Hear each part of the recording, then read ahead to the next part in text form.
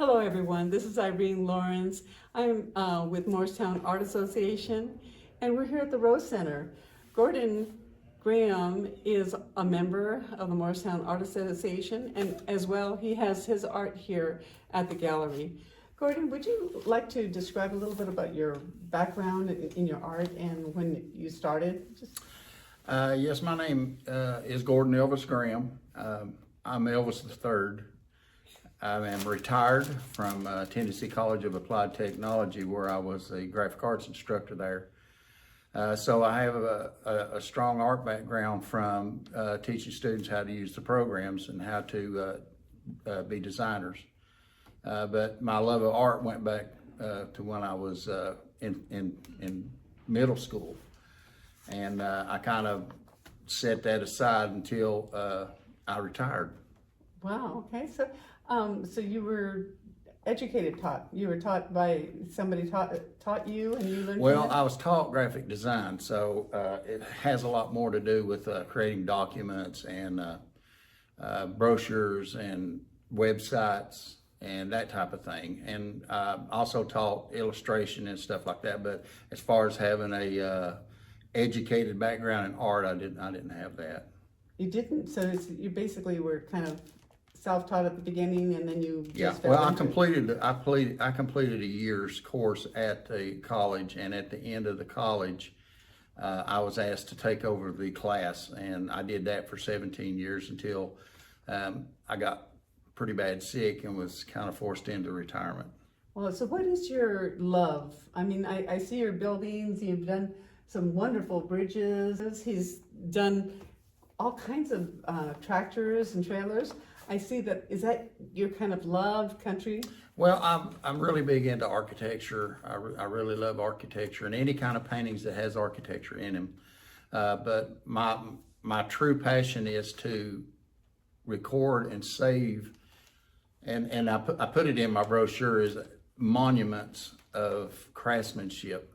And a lot of these the older buildings, the old farm buildings, the old farm equipment, they're going to be gone before long, and we're not even going to have any record of them unless somebody takes a photo. But I think doing graphite is a more personal way to share those memories with people. And it kind of brings back when I was born and raised on a farm. So architecture is probably one of my strongest things that I love to do. So do you commission work, and have you ever been commissioned? Yes, I've done several barns, and I've done some tractors and stuff for other people. And matter of fact, I did a barn for a lady, and she contacted me, I think like 3 months after I had drawn the barn. A storm had come along and destroyed her barn, and she said that she was so thankful that she had gotten me to do that artwork. And so she sent me the photo, and I worked from that photo. But a lot of times I go out and I get the reference material myself. That's wonderful. Have you ever submitted any of your pieces to a contest or? Well, the one that's right here behind us is something that I found on Google that I really liked, and it's a pen and ink and watercolor.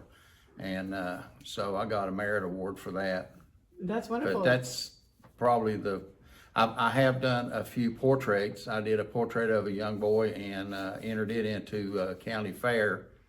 About 20 years ago, I won first place for it. So you're on this side of life. Is your art, would you say that it would be your goal in life is to continue doing this type of art to capture the architecture around here in Morristown? Yes, and I mean I've done a lot of ocean scenes, and I've done beach scenes. Just anything that I like. I can go to an art gallery and spend hours and hours and hours in there just looking at the art and be inspired by that art. But I've slowed down on what I create now because I'm getting to the point I don't have any place to put it. And you know, I need to start selling some in order to pay for the supplies and to get rid of some of the work that I have, because I have so much at the house. I don't really have much here that I have at Now home. I've seen your ocean picture. I love that. And I noticed that you don't have it here showing or even selling it. But if you take a look at posting that, maybe your friends like me can post that picture and see if you get a little more. I actually did that. That's an oil painting that I did, and I actually did it in 1999. I had fell from a ladder and had broke my leg and broke my shoulder, and so I was out of work for a year.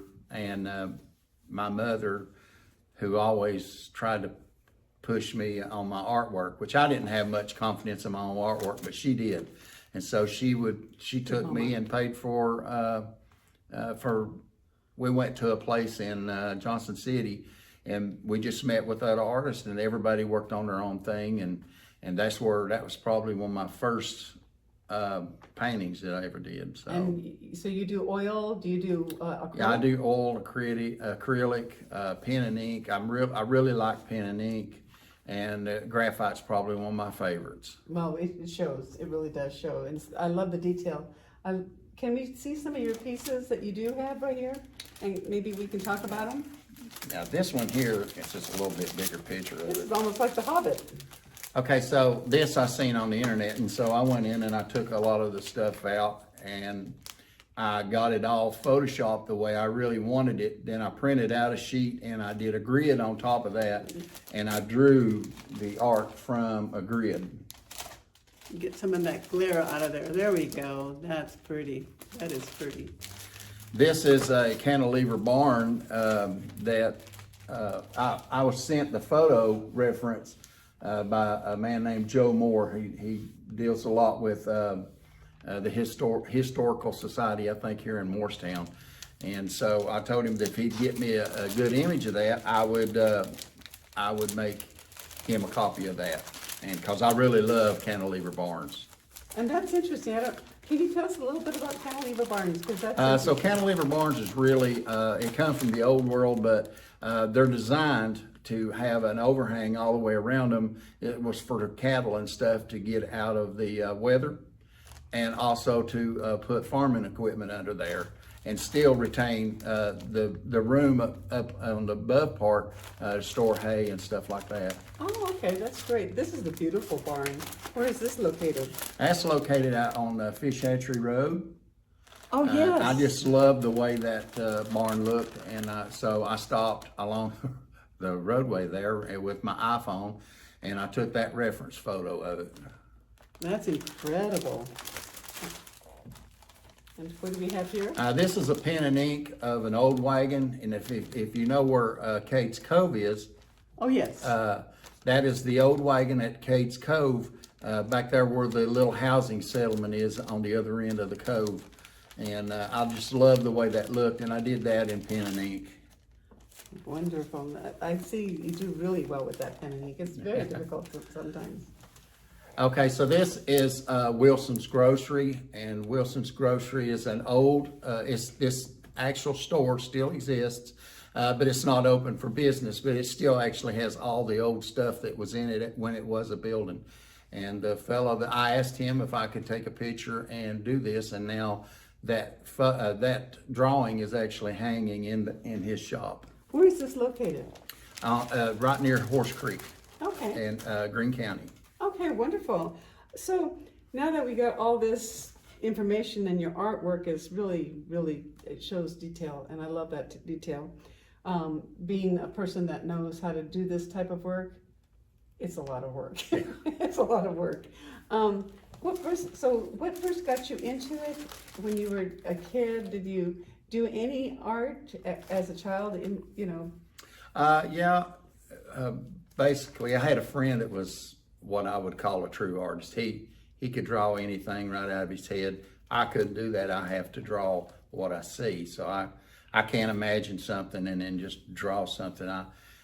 What I do is I wouldn't call myself an artist. I would call myself an illustrator. And so I try to illustrate the things that I see because I can't just draw it out of my head. So who are your biggest influences in your art background? Jacques Vallée, probably one of the biggest influences. I think he did a lot of the artwork for comic magazines and stuff like that. One of his pieces? Can you name one of his pieces that he's done? Well, he did a lot of the Conan the Barbarian, and Thank you. so But a lot, they don't know the names, so I just want to make sure that most kids all grew up with comic books, and so I did. I've done Superman, and I was a big fan of Stan Lee too. So every kid that I knew of, when they did art, they did the old comic book style type of art. So that's probably where my pen and ink stuff come from. Okay, that shows that. How has your social media impact your work or career? Do you use a lot of the social media to do that? No. No, not at all. No, but I'm getting ready to try to make some TikTok videos and try to promote more of my art, because I gotta get some stuff moved out of the way So you can do more. so I can do more. Yeah. Can you describe your ideal working location? Where do you do your work? Okay, so I have a room that's dedicated to music and art, and so I have a lot of guitars, and so I have all my music and stuff in one room, and I have a drafting table there, and so I can tilt that drafting table at any height and at any angle. So I really enjoy doing it there. But a lot of my drawings, while I mount most of my stuff onto a hardboard, and then I sit on the couch and watch TV and work on my art. So okay. That's one of the biggest places I do. But to really have some peace and to really get to myself, if I'm working on something that's got a lot of detail, I will retreat to that room that I have set up for that. So when you say, where TV is that, could you watch TV while you're doing this, or listen to TV or music? Yeah, I pretty much listen to TV, because you can't watch. You just like that noise in the... How do you handle criticism? Doesn't bother me a bit. I'd rather somebody be truthful to me and tell me. I've not really had too many people be negative toward my work. And I'm always open to learn more, so it doesn't bother me a bit to be around somebody that knows more than me, because that's how you learn. Wonderful. So. Now, I've picked your brain. Do you have anything that I might have left out that you might want to add to our conversation? Well, I think most people that are artists are musicians. So, I mean, most people that I've noticed. So, I've wrote some songs, and I have a pretty strong music background I had a gospel group that I had for over 7 years. And we went to a lot of locations and sang and wrote our own songs. Also, I'm an author. I've got 4 books that I self-published, and I'm actually working on a new one right now. And name the books, please. So the first 2 books, it's like a little mini series. I was working on the 3rd one when my computer crashed and I lost everything on the 3rd book, and I just haven't had the heart to start back on it. But the first book is called Skilly, and the 2nd book is called The Guardians, and it's about this man and woman. They're professors at UT, and so the whole storyline's kind of built around them. The book is a fictional book, but it has a lot of detail and history about the East Tennessee mountains and the Appalachian Mountain Range. And the 3rd book is called Mason Stone and the Secret Scroll and stuff, and That's intrigue awesome. in it. So here we have it. We have an artist in drawing, we have an artist in writing, and also in music. So thank you for visiting and coming Very out welcome. and listening to Gordon and learning a little bit more about our artists here at Morristown Art Association. Thanks, and have a great day.